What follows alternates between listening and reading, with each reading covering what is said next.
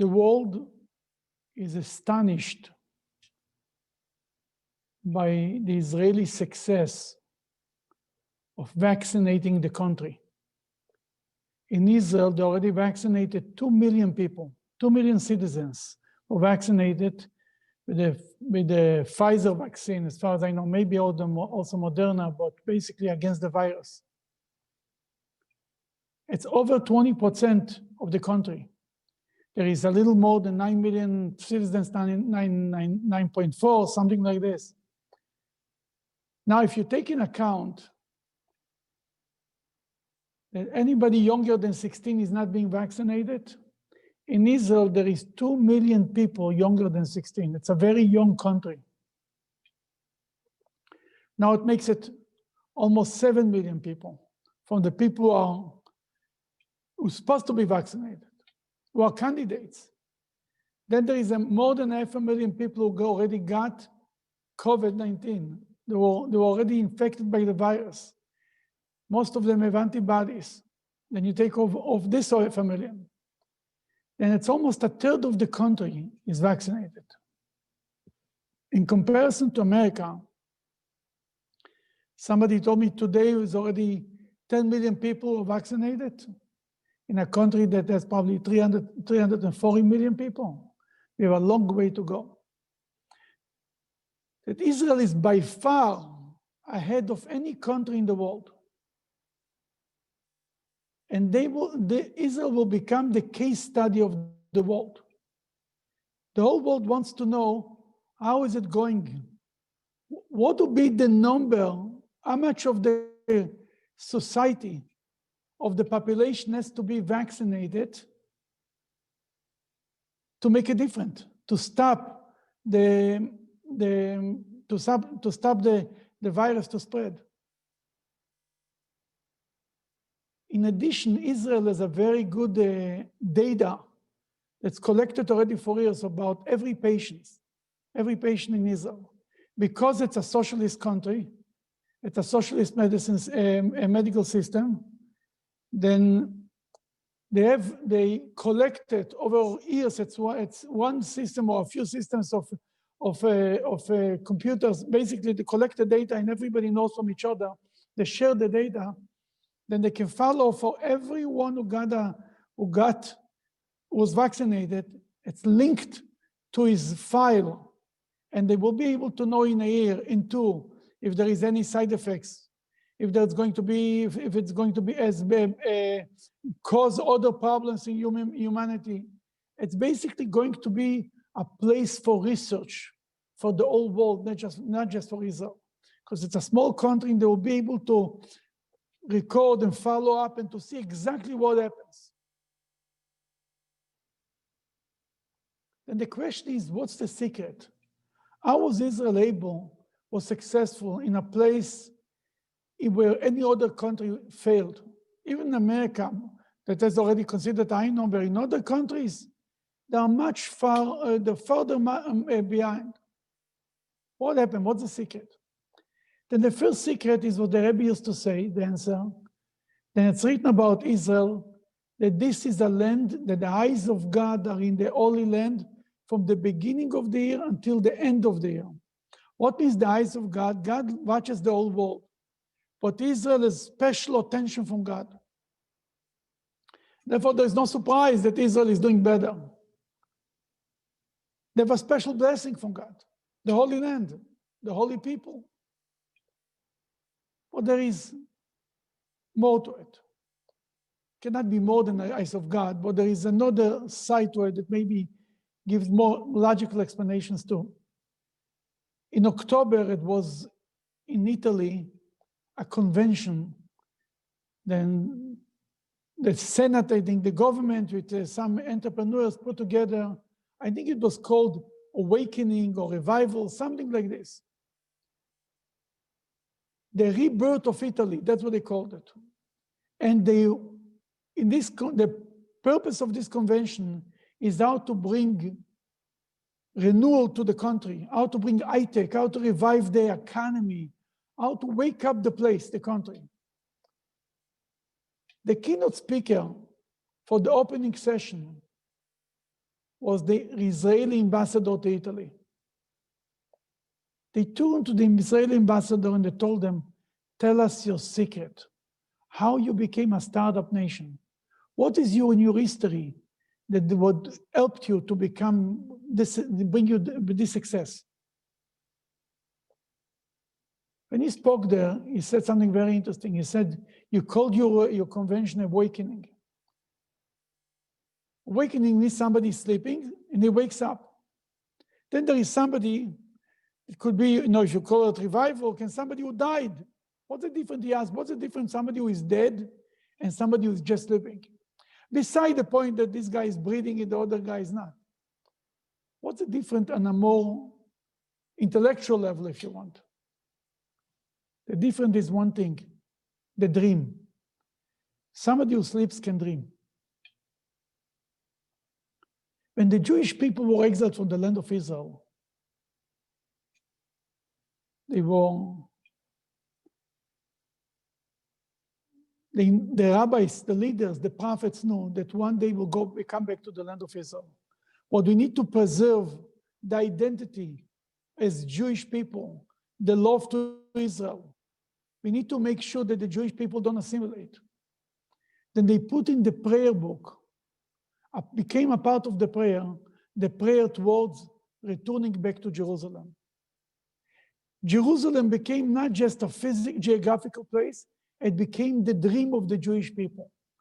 Many people in the world pray to God. What they pray for? Health, success, health of friends.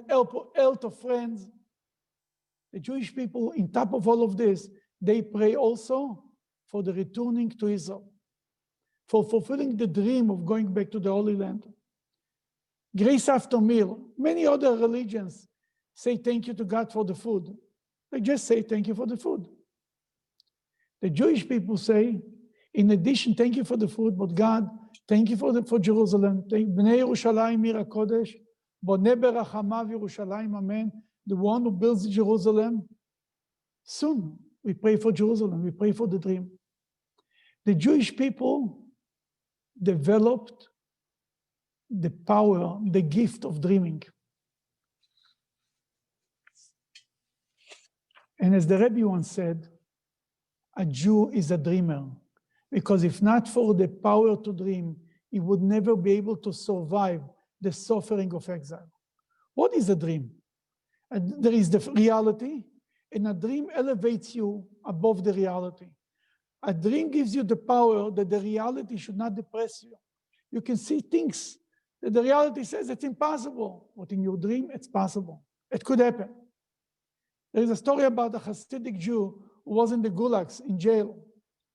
And one day they were they were chopping wood. And in the middle of nowhere in Siberia. And he remembered that today is Simchas Torah. He closed his eyes and he started to dance. All the other prisoners, they were all excited and they started to applaud them and sing with them and dance with them. And they felt just, oh, look, this guy gives us amazing entertainment. But he closed his eyes and in his mind, he was in his own synagogue with his friend, holding a Torah in his hand and dancing. He was able to forget about his bad reality, his sad reality, and to be in a different place. The ability to think above the boundaries of reality, that's what the dream gives you. For example, back to the vaccines. Pfizer sends every box of vaccine with 1,000 small bottles. In every bottle, there is 5 or 6 doses for injections. If you take out one box on the freezer, within 5 days, you have to use it all up. If not, it spoils, you have to pull it out. In Israel, 1,000 bottles, that means 5,000 vaccines or 6,000 vaccines, portions, doses. What it will be if it's a small community? They came up with Pfizer with an idea. They opened the boxes, they divided in smaller boxes, and they put them back in the freezers. Then every bottle, when you open it, you have to mix it with saline. I think it's like a type of salt. You have to mix it, and then you inject it. From the time you mix it until you inject it, it has to be less than 6 hours. When they open the bottles, they start to give people vaccines. If there is not enough people canceled, whatever, the law is only above 60, above 65. They go out to the street, call people, young people, you want a vaccine, come here.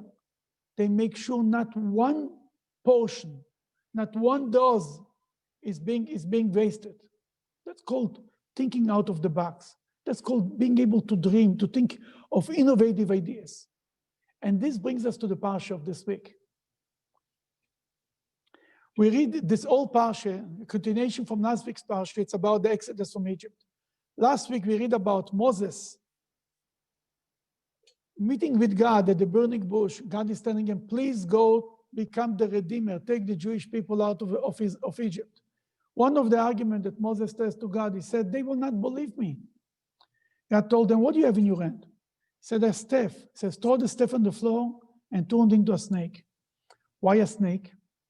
Because the snake is associated with Lashon Hara, with gossip. The snake spoke gossip about the tree of knowledge in the whole story, the tree of knowledge, the first story in the Bible. Then God tells them, if this sign will not be good enough for them, put your hand in your bosom. He takes it out, and his hand became leprosy. He got leprosy. Why leprosy? Again, because leprosy in the Bible is a punishment for Lashon Hara, for gossip. Why again gossip? God told them, as Rashi says, how dare you speak gossip on my people? You say they don't believe, they will believe you. Moses went, they actually believed them. They were accepting him. Yeah, we are ready to be redeemed. It's time. They were all excited. Then Moses and Aaron went to Pharaoh, told them, the famous line, let my people go, and they should serve God in the desert. Pharaoh said, forget about it. They're not going anywhere. Not only they're not going, it made things worse. If until now, they had a certain amount of bricks that they have to produce, but the government gave them the material, now Pharaoh said, you collect your own straw, and you have to produce the same amount of bricks. Basically, things got much worse. Moses turned to God and said, God, why have you done this to me? Since I went to Pharaoh, things got worse, not better. God told them, don't worry, Moses. It's getting worse now. But I promise you that Pharaoh will send them out of the country and actually chase them out of Egypt. And then here is the beginning of this week's Parsha. God tells them, the name of the Parsha is Va'eira. I revealed myself to Abraham, Isaac, and Jacob. And now he tells them, go tell the Jewish people, I will take him out from the land of Egypt. I'll redeem him from the place. I'll save him from there. I will bring him to the land of Israel, the land that I give them as an heritage. A beautiful message, a comforting message that the Jewish people never heard before. Go tell them the 4 expressions of redemption, that's why we drink 4 cups of wine by the Seder. I'm going to take them out, embrace them to me, take care of them, bring them to the Holy Land. Moses went to tell it to the Jewish people. What was the reaction? The Torah tells us they didn't listen to Moses because of a shortness of breath and harsh labor. They were so immersed, so much suffering was there. The work was so hard, they didn't listen. They couldn't listen to him. The literal meaning is it's written the word kotzer ruach, a shortness of breath. You know, somebody is very busy, he's breathing quick. He doesn't have time to even take one normal breath. But the word ruach means more than that. Spirit, a shortness of spirit. They didn't have the ability to dream, to pick up the nose above the water and to see something that you don't see with your physical eyes. To look a little further, to have a dream. They were so suffocated by the tzores that they lost the ability to even see anything else more than the daily life, to survive the day. They couldn't dream. That's what the Jewish people need. The power, that's what the Jewish people had during exile. the power to dream. The Talmud tells us that a dream is one of 68 of prophecy. Means if it's 60 minutes in an hour, that one of 68, it's 1 minute. It's something of prophecy. It's a little bit, you taste a little bit of prophecy. Then we have the power to see things that don't look realistic. No, it's not realistic, it will never happen. But if you have a dream, you can make it into a reality. That's the power of dreaming. If you continue to dream, you might be able to make it a reality. King David says, Al tigu bimshichai, it's something that we recited in the prayer, don't touch my Moshiachs. That Rashi says, what means my Moshiachs? My Moshiach means the little children. Every Jewish child can be a little Moshiach, a little Messiah, can bring redemption to a group, to the world. Don't touch my prophets. Don't hurt my prophets. Who are the Nevi'im? That's the Jewish people, the prophets. You know, when you're a child, every child could be the Moshiach. When he grows up, he says, a Moshiach I will not be anymore, but maybe I will have a prophecy, I will have a dream that I can make it a reality. God willing, soon enough, the ultimate dream of the Jewish people will be fulfilled. The dream that's being created every day, more and more it becomes a reality.